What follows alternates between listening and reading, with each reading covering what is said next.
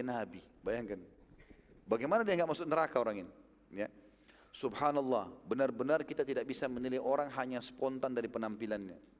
Karena bertahannya iman dalam hati yang menjadi tolok ukur.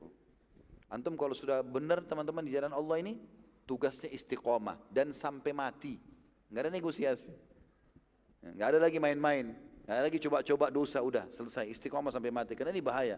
Ada orang subhanallah terus amal ahli surga, akhir hidupnya dia tutup dengan maksiat. Meninggal dalam keadaan itu, naudzubillah.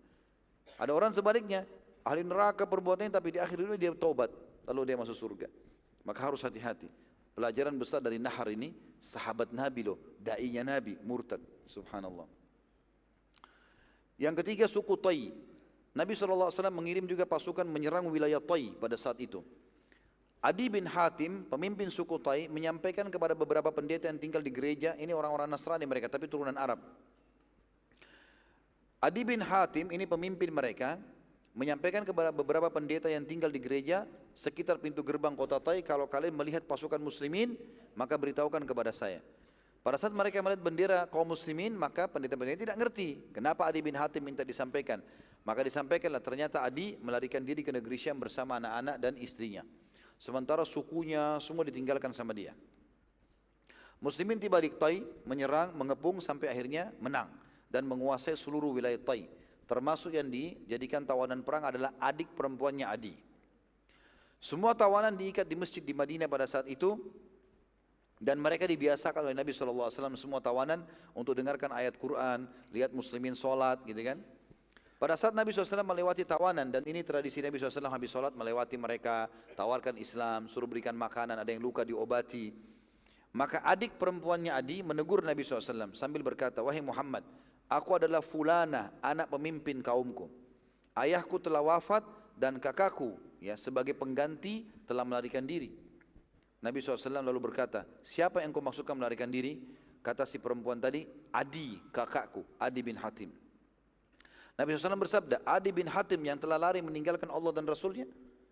Jadi dia gara-gara takut masuk Islam, akhirnya dia lari. Wanita tersebut terdiam. Hal serupa terjadi sampai 3 hari berturut-turut. Lalu Nabi SAW berkata, kalau engkau kami bebaskan, silakan, tidak apa-apa, pergilah. Dan kalau kau ketemu sama Adi, sampaikan, kalau dia mau masuk Islam, kami akan muliakan. Karena ini pimpinan kaum. Wanita itu lalu syahadat gara-gara lihat akhlak Nabi SAW, dan dia berkata, wahai utusan Allah, bila ada kafilah yang akan ke negeri Syam, izinkan aku ikut. Karena aku ingin menemui Adi untuk menyampaikan keislamanku ini, dan aku akan mengajak dia masuk Islam. Maka Nabi SAW mengatakan, baiklah.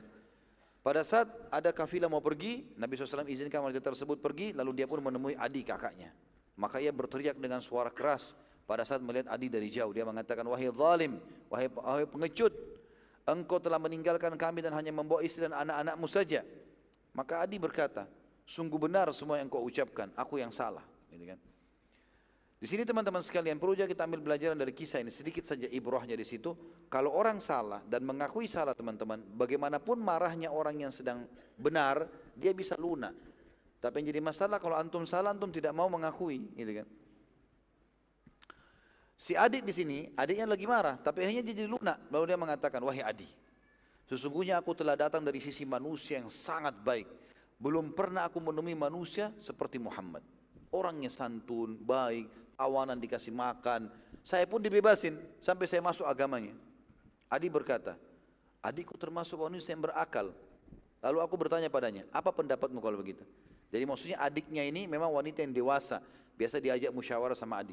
Lalu Adi bilang, adikku ini berakal, kok bisa dia syahadat? Saya mau tanya, apa pendapatmu sekarang? Apa saranmu? Kata adiknya, Muhammad hanya satu dari 2 keadaan. Kalau bukan Nabi maka raja, nggak ada yang lain.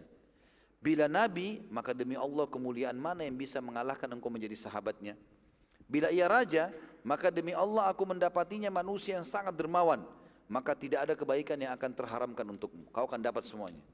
Adi berkata, demi Allah, ini benar-benar pendapat yang sangat bijak. Maka dia pun akhirnya ikut bersama adiknya menuju ke kota Madinah. Waktu Nabi SAW melihatnya, Nabi SAW menyambutnya dengan gembira. Lalu karena Adi salah satu pimpinan Arab, lalu kemudian Adi pun mengatakan, aku lalu diajak oleh Nabi SAW menuju ke rumahnya. Belum syahadatin. Aku berkata dalam diriku, aku ingin menilai apakah Muhammad Nabi atau Raja. Saat sedang berjalan menuju ke rumah Nabi SAW, tiba-tiba di tepi jalan terdapat seorang wanita tua yang menahan tangan Nabi SAW. Seraya berkata, wahai utusan Allah, sungguh aku memiliki hajat dengan anda. Maka Nabi SAW menyeberang jalan bersama wanita tua tadi, lalu kemudian menyelesaikan hajat wanita tersebut. Lalu kemudian kembali lagi menemui Adi yang sedang menuju ke rumah ini. Kata Adi, aku lalu menunggu sangat lama dan aku berkata, demi Allah ini sama sekali bukan perilaku para raja. Enggak ada raja mau ditarik tangannya sama masyarakat, lalu diajak nyebrang jalan, lalu disampaikan hajatnya. Sebagaimana banyak pemuka kaum melakukan. Lalu kemudian aku pun bertanya-tanya dalam diriku, ini tahap dia masuk Islam. Setelah kami tiba rumah, setelah aku tiba di rumah Nabi SAW, demi Allah ternyata rumah beliau sama sekali tidak ada apa-apa, kecuali hanya tikar dari ayaman pelapa kurma dan juga beberapa perabot rumah yang sangat sederhana. Ini pasti juga bukan rumah raja, tapi ini rumah Nabi. Kalau raja pasti istana yang besar. Saat akan duduk, Nabi SAW menyerahkan tikar kepadaku. Tikar cuma satu, Nabi SAW kasih tikar kepada dia. Lalu berkata, duduklah di atasnya. Aku lalu berkata, anda saja yang duduki. Kata Nabi SAW, engkau saja yang duduki. Terus saja Nabi SAW memaksakannya padaku sampai akhirnya aku mendudukinya. Dan Nabi SAW duduk di atas tanah tanpa pelapis. Maka aku berkata, demi Allah ini sama sekali bukan perilaku para raja, tapi jelas dia seorang Nabi. Adi lalu melanjutkan cerita masuk Islam, dia mengatakan, lalu Nabi SAW menyampaikan sesuatu yang membuatku kaget. Ia mengatakan, wahai Adi, bukankah engkau penganut agama Rakusiyah? Perlu kita garis bawahi, agama Rakusiyah ini dalam bahasa Arab ya, bukan bahasa Indonesia rakus gitu. Ya. Ini agama Rakusiyah ini ada istilah dulu transisi antara agama orang Yahudi dan orang Nasrani. Ada agama di tengah-tengah dinamakan Rakusiyah. Itu setelah Nasrani ada, nggak ada lagi orang yang mau ikutin sebenarnya. Dan Adi ini rupanya dia berkedok Nasrani tapi dia beragama Rakusiyah itu. Dan Adi bingung karena tidak ada satu orang pun termasuk istrinya yang tahu kalau dia beragama Rakusiyah. Maka dia pun berkata dalam dirinya, demi Allah tidak seorang pun mengetahui bahwa aku beragama Rakusiyah, walau istri dan anak-anakku. Mereka hanya mengetahui aku adalah beragama Nasrani. Adi lalu menjawab, iya benar, aku Rakusi. Ya. Nabi SAW lalu nanya lagi, bukankah engkau menerapkan pajak mirba namanya pada kaummu? Adi menjawab, iya benar. Jadi setiap kaumnya dikenain pajak ini, pajak itu Adi yang terapkan. Karena dalam agama Rakusiyah, dia membawa agama Rakusiyah. Padahal Nabi SAW tahu, di agama itu enggak ada sama sekali pajak. Nabi SAW mengatakan, bukankah dalam agamamu itu, ya, Rakusiyah, tidak boleh ada pajak dan hukumnya haram? Maka Adi tiba-tiba syahadat. Asyhadu an la ilaha illallah wa anna Muhammad Rasulullah. Ya. Karena Adi heran, agama Rakusiyah ini tidak ada lagi pengikutnya kecuali sedikit sekali. Dan dia termasuk salah satunya. Kurang lebih kalau di situ kalau tidak salah dikatakan sisa ada 5 atau 7 orang penganutnya saja.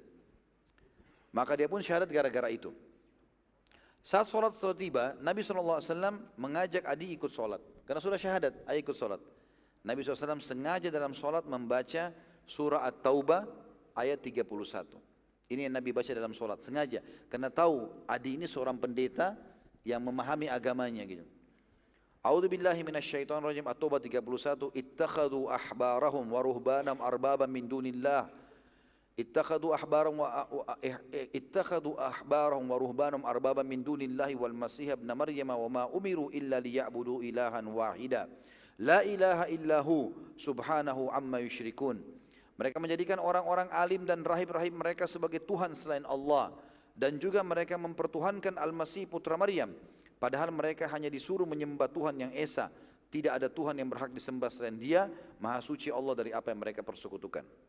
Selesai sholat, Adi ngerti ayat ini yang sedang dibaca di maghrib, di malam hari. Adi lalu berkata kepada Nabi SAW, wahai utusan Allah, kami tidak pernah dalam agama kami, ya, Nasrani atau Rakusiyah ini, menjadikan para pendeta sebagai Tuhan selain Allah. Tapi kami mentuhankan Isa alaihissalam, iya. Tapi pendeta tidak. Nabi SAW menjawab, bukankah mereka menghalalkan para pendeta itu apa yang telah Allah haramkan, maka kalian juga ikut menghalalkannya? Mereka menghalalkan apa yang telah haram untuk kalian, kalian membayar sesuatu, maka akhirnya kalian pun menghalalkan apa yang Allah haramkan. Dan bukankah mereka mengharamkan yang telah dihalalkan oleh Allah dan kalian ikut juga menghalalkannya? Maka Adi mengatakan, benar wahai utusan Allah. Kata Nabi SAW, itulah ibadah kalian kepada para pendeta. Ya. Nabi SAW pada saat itu ingin mengajarkan kepada Adi dan para sahabat serta umatnya bahwa menerapkan hukum selain hukum Allah dengan meyakini yang lebih baik daripada hukum Allah, itu saja sudah cukup sampai kepada kekufuran. Kalau ada orang menghalalkan, Allah bilang halal, dia bilang haram. Allah bilang haram, dia bilang halal. Maka itu sudah cukup sampai pada kekufuran. Nabi SAW lalu berkata, wahai Adi, mungkin salah satu yang menghalangimu menganut Islam karena engkau melihat banyaknya kaum muslimin dalam keadaan miskin. Nabi SAW ingin mengarik lagi hatinya Adi setelah syahadat. Selain ayat ini, mungkin kau sekarang kemarin-kemarin tidak mau masuk Islam karena kau lihat banyak umat Islam miskin. Sementara kau kan orang kaya. Dia orang kaya, pemimpin kaumnya. Kata Nabi SAW, demi Allah wahai Adi, akan terbuka pintu kekayaan untuk muslimin sampai mereka keluar membawa zakat emas mereka. Ya. Dan mereka tidak menemukan orang-orang yang mau menerimanya. Nabi SAW bersabda, wahai Adi, mungkin salah satu yang membuatmu ragu juga dalam menerima Islam adalah seringnya kamu melihat muslimin dalam peperangan. Selalu muslim perang di zaman ini. Demi Allah wahai Adi, akan datang zaman di mana seseorang wanita muslimah melakukan perjalanan dari Qadisiyah ke rumah Allah. Ya. Qadisiyah jauh. Ya. Itu di wilayah Persia, Irak. Itu menuju ke Ka'bah, perempuan jalan sendirian tanpa pendamping dalam keadaan aman. Gak ada lagi peperangan nanti. Umat Islam lebih banyak aman. Gitu kan. Ya seperti kita rasakan alhamdulillah sekarang di beberapa titik peperangan, tapi yang lainnya sudah tidak ada, aman. Nabi SAW lalu berkata, wahai Adi, mungkin salah satu yang menghalangi masuk Islam juga karena engkau melihat rumah kaum muslimin terdiri dari gubuk karena miskin. Demi Allah wahai Adi, akan terbuka pintu kekayaan untuk muslimin sampai di tangan mereka seluruh istana kota Babilonia. Maka Adi pun berkata setelah meninggalnya Nabi SAW, imannya dia sudah kokoh, dia ikut dalam peperangan di zaman Abu Bakar, zaman Umar. Tepatnya waktu menuju ke Persia, Adi bin Hatim ini ikut dan bahkan jadi pemimpin perang. Maka kata Adi, demi Allah, Allah telah memanjangkan umurku dan aku sampai melihat dengan mata kepalaku sendiri bagaimana istana-istana kota Babylon di tangan muslimin. Dan aku juga melihat sendiri dengan mata kepalaku perempuan berangkat sendirian dari Qadisiyah, Irak menuju ke Mekah dalam keadaan aman. Dan demi Allah, Adi berkata, yang ketiga, andai saja aku hidup, pasti aku akan mendapatinya. Tapi ternyata dia meninggal sebelum mendapatkan yang ketiga itu. Jadi ini kisah tentang suku Adi tadi ya. Jam berapa ini, masih bisa nggak? Sampai jam 9 ya? Baik, ini sudah jam 9. Baiklah kalau gitu, insya Allah kita lanjutkan besok pagi bi'inillahi ta'ala. Habis subuh nanti lanjutan tentang beberapa suku ya. Walaupun tadinya saya berharap sebenarnya malam ini kita bisa menyelesaikan suku-suku ini semuanya, karena kita masih harus masuk ke masalah haji wada'nya Nabi SAW.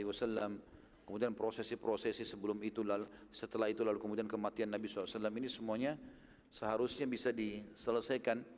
Karena kalaupun tidak diselesaikan maka dikhawatirkan bulan-bulan akan datang juga akan sangat sedikit bahasan yang dibahas pada sirah ini. Dan saya rencana insya Allah mau menyelesaikan. Mudah-mudahan Allah mudahkan biidznillah.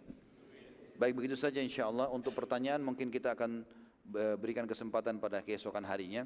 Mudah-mudahan nanti ada waktu. Begitu saja, mudah-mudahan bermanfaat dan sampai ketemu besok insyaAllah. Mudah-mudahan Allah mudahkan kita semua bisa menghadiri dan menyelesaikan materi sirah ini. Subhanakallahumma bihamdika asyhadu an la ilaha illa anta astaghfiruka wa atubu ilaik. Wassalamualaikum warahmatullahi wabarakatuh.